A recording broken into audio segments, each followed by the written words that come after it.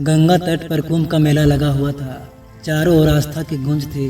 संत महात्मा साधना में लीन थे और लाखों श्रद्धालु गंगा में पवित्र स्नान कर रहे थे। ऐसा माना जाता है कि कुंभ के इस पावन स्नान से मनुष्य के सारे पाप धुल जाते हैं। लेकिन क्या वास्तव में ऐसा होता है? क्या मात्र जल में डुबकी लगाने से जीवन के पापों से मुक्ति मिल सकती है? इसी विश्वास के साथ एक राजा और एक धनी व्यापारी जो जीवन के पापों से मुक्ति की आस में प्रयागराज पहुंचे थे। लेकिन क्या सच में कुंभ स्नान से पाप धुलते हैं? यही प्रश्न उनकी आत्मा को परेशान कर रहा था। राजा ने अपने जीवन में बहुत धन कमाया था, लेकिन साधनों की पवित्रता का ध्यान नहीं रखा। व्यापार में छल कपट, गरीबों को शोषण, झूठे वादे, इन सब के कारण वह अंदर से अशांत रहते थे। उम्र बढ़ने के साथ साथ उन्हें अपने कर्मों का बोध होने लगा। उन्होंने सुना था कि कुंभ में गंगा स्नान करने से सभी पाप नष्ट हो जाते हैं। इसी आस में वो कुंभ में आए थे। गंगा किनारे खड़ा होकर उन्होंने देखा साधु संत, गृहस्थ, बूढ़े, बच्चे, महिलाएं, सभी श्रद्धालु डुबकी लगा रहे थे। हर कोई पुण्य कमाने की आस में था। बस राजा के मन में बार बार एक ही सवाल परेशान कर रहा था कि क्या सच में बस गंगा में नहाने से मेरे सारे पाप धुल जाएंगे? राजा का संदेह तब और गहरा गया जब उन्होंने एक वृद्ध संत को किनारे पर बैठा देखा।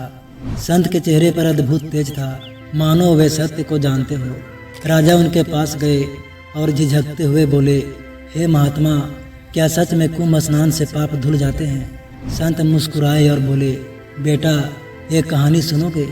राजा ने सिर हिलाया और संत ने कहना शुरू किया कि बहुत समय पहले की बात है। एक राजा था जिसने अत्याचार और अधर्म से अपना राज चलाया।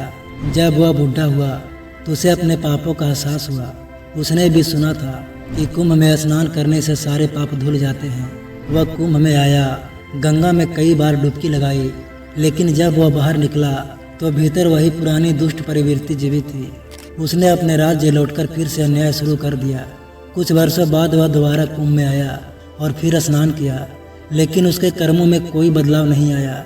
आखिरकार मृत्यु के बाद वह यमलोक पहुंचा। यमराज ने उससे पूछा, हे राजन, तुमने कई बार कुंभ में स्नान किया, फिर भी तुम्हें नरक क्यों मिल रहा है? राजा ने उत्तर दिया, मैंने गंगा में कई बार स्नान किया, लेकिन शायद मेरे पाप नहीं धुले। यमराज हंसते हुए बोले, गंगा केवल तुम्हारे शरीर को धो सकती है, तुम्हारे मन और कर्मों को नहीं। जब तक तुम्हारे विचार और कर्म शुद्ध नहीं होते, तब तक कोई भी तीर्थ तुम्हें मोक्ष नहीं दे सकता। संत की कथा सुनकर राजा चौंक गए। उन्हें समझ आ गया कि केवल बाहरी स्नान से कुछ नहीं होगा। आत्मा की शुद्धि तब होगी जब वो अपने कर्मों को सुधारेंगे, ईमानदारी अपनाएंगे और जरूरतमंदों की सहायता करेंगे। राजा ने प्रण लिया कि वो लौटकर अपने जीवन को धर्म और सत्य के मार्ग पर चलाएंगे। उन्होंने गंगा स्नान किया, लेकिन इस बार केवल शरीर नहीं बल्कि मन को भी निर्मल किया।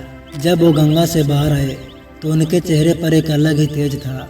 उन्हें अब उत्तर मिल चुका था कि सिर्फ गंगा स्नान से पाप नहीं धुलते जब तक हम अपने कर्मों को शुद्ध न करें।